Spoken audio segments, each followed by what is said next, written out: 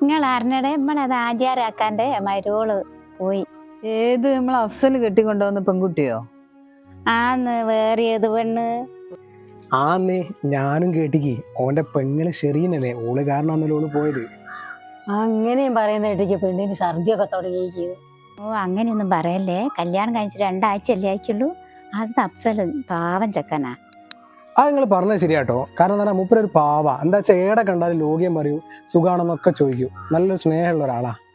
ആ മോനെ കഴിഞ്ഞ നോമ്പിനല്ലേ 500 ഉറുപ്പിക്ക് ചക്കാതും തന്നിക്ക്. അല്ലെങ്കിലും നല്ല ചെക്കന്മാരെ കുടുംബം തകർക്കാൻ കുടുംബത്തിൽ തന്നെ ഉണ്ടാവും ആൾക്കാർ. 2ാം കെട്ടായാലും നല്ലൊരു കുട്ടിയായിരുന്നു. ആ ചെറിയവൻ്റെ ഒരു വിധി.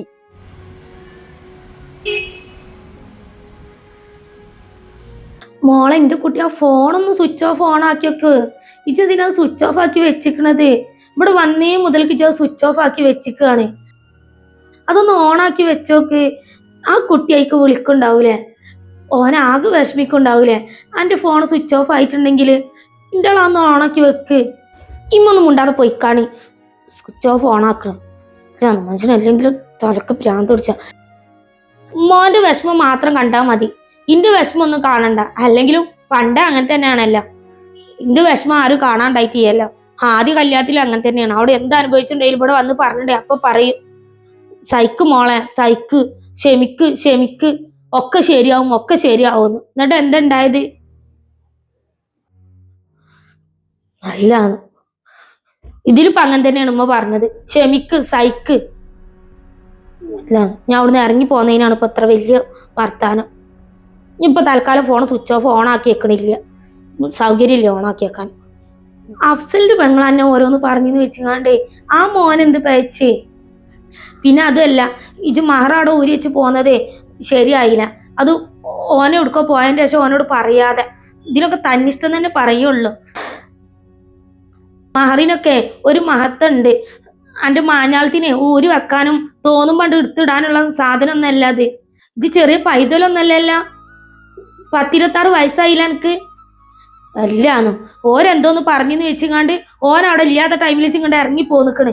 അത് അത്ര നല്ലതാന്ന് എനിക്ക് തോന്നുന്നുണ്ട്? അത്ര നല്ലതൊന്നല്ല അത്. ആളുകൾ കേട്ടിട്ടുണ്ടെ എന്താ വിചാരിക്കല്? തന്നിഷ്ടം പിടിച്ച പെണ്ണാന്നല്ല വിചാരിക്കുള്ളൂ. കല്യാണം ഒരു കുട്ടിക്കളിയാന്ന് വിചാരിച്ചിന്ന് ഇജി? അല്ലെങ്കിലും ഇജ് ഇങ്ങോട്ട് ഇറങ്ങി പോന്നപ്പോഴേ അന്നെ കേറ്റി ഇന്നെ പറഞ്ഞാൽ മതി. എല്ലാന്നും മഹർ ഊരി വെച്ച് പോന്നിക്കണോള്. ഇമ്മ സഹിക്കണേനൊരു പരിധി ഇല്ലേ? എത്ര വെച്ചിട്ടാണ് ഞാനിത് ഇങ്ങനെ കേട്ട് നിക്കല്? ചെന്ന് പിറ്റേന്ന് തുടത്തിയതാണ്. ഞാൻ അങ്ങോട്ട് പോണില്ല. ഒരിക്കേ പണം ഉണ്ട് എന്നുള്ള അഹങ്കാരമാണ്. ഇനി ചെറിയ എന്തൊക്കെ പറഞ്ഞെന്ന് ഉമ്മാക്കറിയോ? ഇമ്മ കേട്ടിട്ടില്ല. ഇമ്മാനെയാണ് അങ്ങനെ പറയണെന്ന് വെച്ചിട്ടുണ്ടെങ്കിലേ ഇമ്മ പിന്നെ ജന്മണ്ടെങ്കിൽ ആ പെരേക്ക് പോവില്ല. അഫ്സലിന് അങ്ങനത്തെ അഹങ്കാരം ഉണ്ടാദ്യ അല്ല അറിയാൻ പാടി അങ്ങനെ ചോദിക്കാണ്. ഇമ്മനെ അങ്ങനെ കുറ്റപ്പെടുത്തുണ്ടല്ലോ. ഇമ്മ കേട്ടിട്ടില്ല ഷെറിനെ പറഞ്ഞത്? എല്ലാം സഹിച്ചും പുറത്തു നിൽക്കാനേ ഈ ആദ്യം അറിയാഞ്ഞിട്ടല്ല, ഇമ്മ എന്നെ കുറ്റപ്പെടുത്താൻ വേണ്ടി പറയല്ല. 2 ആഴ്ച ആയിട്ടോളം ഇൻ്റെ ആളെ കല്യാണം കഴിഞ്ഞിട്ട്. അപ്പോൾ തിരിച്ച് അവിടുന്ന് ഇറങ്ങി പോരുകയെന്ന് പറഞ്ഞിട്ടുണ്ടെങ്കിൽ ഒന്ന് ആലോചിച്ച് നോക്കും ഉമ്മാൻ്റെ കുട്ടി. ചെയ്ത് തെറ്റന്നല്ലേ? എന്തെങ്കിലും ഉണ്ടെങ്കിൽ അഫ്സൽ വന്നതിന് ശേഷം ഓനോട് പറഞ്ഞ് തീർപ്പാക്കിട്ട് പോന്നാ പോരായിന്ന് എനിക്ക്. ഇത് എൻ്റെ ഇഷ്ടത്തിന് വണ്ടി വിളിച്ചിങ്ങോട്ട് വന്നപ്പോളാ ആ പെരക്കാരെന്താ വിചാരിക്കല്? എന്ത് തന്നെ ചെയ്തു വന്നാലും ഇമ്മ കേട്ടിരുത്താണ്ടെന്നല്ലേ വിചാരിക്കുള്ളൂ. അവനെ പറ്റിയിട്ടും ഇമ്മാനെ പറ്റിങ്ങാണ്ട് എന്തൊക്കെ അവള് പറഞ്ഞെന്നറിയോ? അതൊക്കെ കേട്ടുകണ്ട് പിന്നെ എങ്ങനെയമ്മ ഞാൻ ആ വീട്ടിൽ നിൽക്കല്? ഞാൻ അങ്ങോട്ട് പോകൂലെന്നൊന്നും പറയണില്ല. അപ്പത്തെ ഒരു വാശിക്കും മാറു ഊരി വെച്ച് പോന്നതാണ്. പോവുകയൊക്കെ ചെയ്യും. പാവാണ്. അഫ്സൽഖാന് വിഷമിപ്പിക്കൂല ഞാൻ. പക്ഷെ അതല്ല, എനിക്കിപ്പോൾ ഒരു പേടി. ഞാനിനി മുണ്ടാതെ ഇറങ്ങി പോന്നിട്ടും മഹർ അവിടെ ഊരി വെച്ചതിനൊക്കെ പാടാ ഇനി എന്നെ ചീത്ത അറിയുന്നൊരു പേടി. കുറച്ച് കഴിയട്ടെ, കുറച്ച് കഴിഞ്ഞിട്ട് ഞാൻ ഫോൺ ഓണാക്കിക്കൊണ്ട്. ഇൻ്റെ ആൾ പറഞ്ഞതേ ഇമ്മാക്ക് മനസ്സിലാവാഞ്ഞിട്ടല്ല, മനസ്സിലാവും. ആർക്കായാലും വിഷമം ഉണ്ടാവും. എന്നാലും ഇങ്ങനെ ഇറങ്ങി പോരണ്ടില്ല. ഇനിയിപ്പോൾ കഴിഞ്ഞത് കഴിഞ്ഞില്ലേ, കഴിഞ്ഞത് ഇങ്ങനെ പറഞ്ഞിട്ടും എന്നെ കുറ്റപ്പെടുത്തിയിട്ടും കാര്യമില്ല. ഇൻ്റെ ആൾ ആ ഫോൺ സ്വിച്ച് ഓഫ് ഓണാക്ക്. അതിങ്ങനെ സ്വിച്ച് ഓഫ് ആക്കി വെച്ചോണ്ടേ ഒരു കാര്യമില്ല. ആ ചെക്കൻ ബേജാറാവും. ഇതൊക്കെ അത് ഓണാക്കി വെക്കാൻ നോക്ക്. ഞാളം കളി.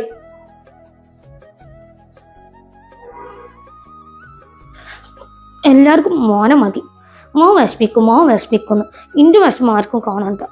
ഓ, ആ ഒരു ജയിലിൻ്റെ ഉള്ളിൽ ഞാൻ 2 ആഴ്ച കൊണ്ട് അനുഭവിച്ചത് എനിക്ക് മാത്രമേ അറിയുള്ളൂ.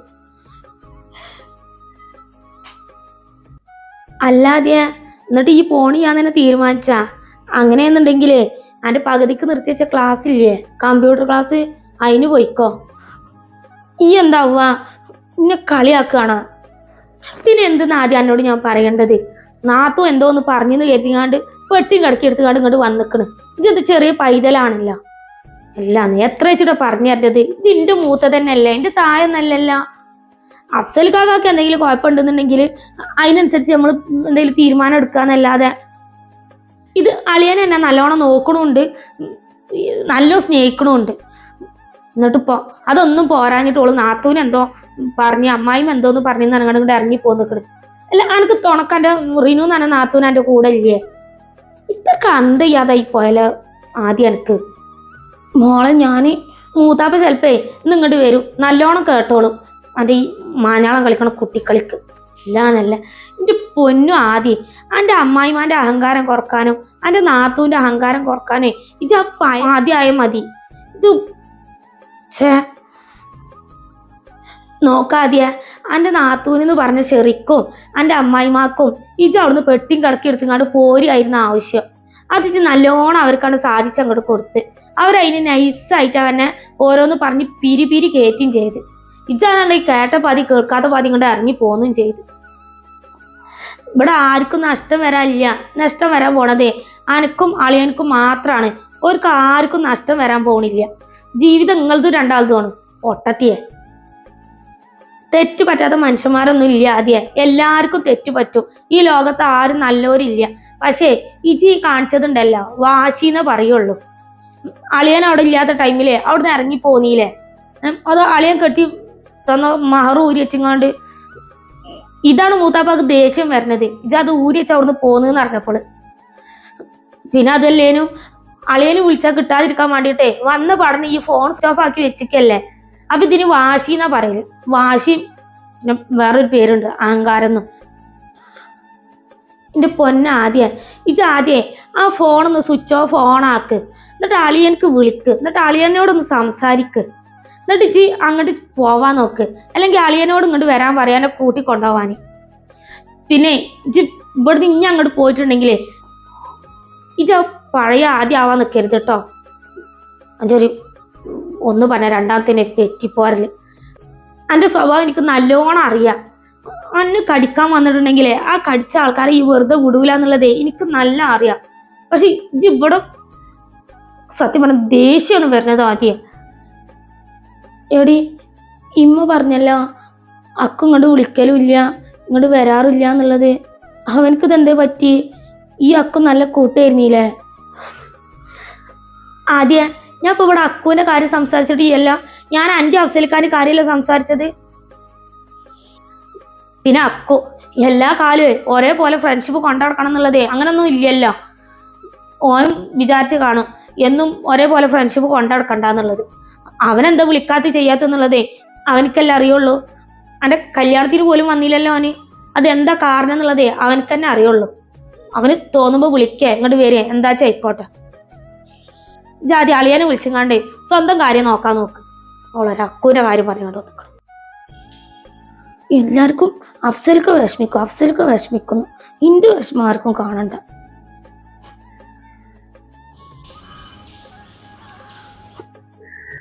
സ്വിച്ച് ഓഫ് ഓണാക്കി നോക്കണം. ഓണാക്കി നോക്കട്ടെ. പാവാണ്.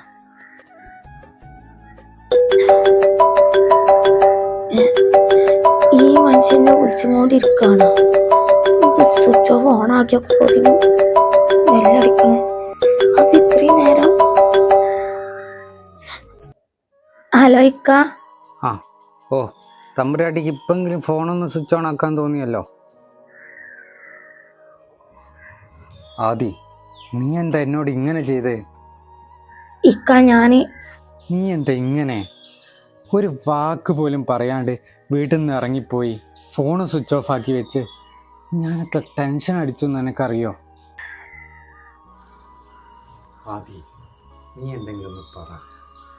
ഇക്ക ഞാൻ അവിടെ നിന്നിട്ടുണ്ടെങ്കിൽ മരിച്ചു പോന്ന് തോന്നി. നിനക്ക് ബുദ്ധിയില്ലാതെ വീട്ടിൽ നിന്ന് ആരോടൊന്നും പറയാണ്ട് ഇറങ്ങിപ്പോവാൻ. ഫോണ് സ്വിച്ച് ഓഫ് ആക്കി വെച്ചിരിക്കുന്നു. ഞാൻ എത്ര തവണ വിളിച്ചു എന്നറിയോ നിനക്ക്? നീ എന്താ കരുതിയേ ഇങ്ങനെ ഇറങ്ങിപ്പോയാൽ എല്ലാ പ്രശ്നവും തീരുന്നാണോ? ഞാൻ ഇനി അവിടെ നിന്നിട്ടുണ്ടെങ്കിൽ ശ്വാസം മുട്ടി ചാവുക. ഇക്കാൻ്റെ അമ്മക്ക് ഞാൻ എന്ത് ചെയ്തിട്ടുണ്ടെങ്കിലും കുറ്റം. ഷെറിക്കാന്നുണ്ടെങ്കിൽ എന്നെ കാണുമ്പോൾ ഞാൻ എന്തോ ഒരു ജന്തുവിൻ്റെ മാർക്കാണ് അവൾ എന്നോട് പെരുമാറുന്നത്. റിനു മാത്രമേ എന്നോട് ആ വീട്ടിൽ സ്നേഹത്തോടെ സംസാരിക്കലുള്ളൂ. വേറെ ആർക്കും എന്നെ ഇഷ്ടമല്ല. പിന്നെ ഞങ്ങളപ്പാക്കും. നിനക്ക് ഞാനില്ലേ ആദി? ഇനി നിന്നോട് ഇനി ആരും ഒന്നും പറയൂല. അല്ല, ഞാൻ കിട്ടിയ മഹർ ഇവിടെ അയച്ചു വെച്ച് പോവാൻ നിന്നോട് ആരാ പറഞ്ഞേ? ഇക്ക, ഞാൻ അപ്പത്തെ ഒരു ദേഷ്യത്തിന്. ആദി, മിണ്ടരുത് നീ. എൻ്റെ അടുത്ത് നീ എങ്ങനെ ഉണ്ടെങ്കിൽ ഒന്ന് പൊട്ടിച്ചിരിയായിരുന്നു. ആ, നാളെ രാവിലെ ഇവിടെ ഉണ്ടാവണം. നാളെ രാവിലെ ഇവിടെ എത്തണം. ഞാനെങ്ങനെ വരിക? ഓ, ഒറ്റയ്ക്ക് പോവാൻ ധൈര്യമുള്ള എനിക്ക് ഒറ്റയ്ക്ക് വരാനുള്ള ധൈര്യം കൂടി വേണം.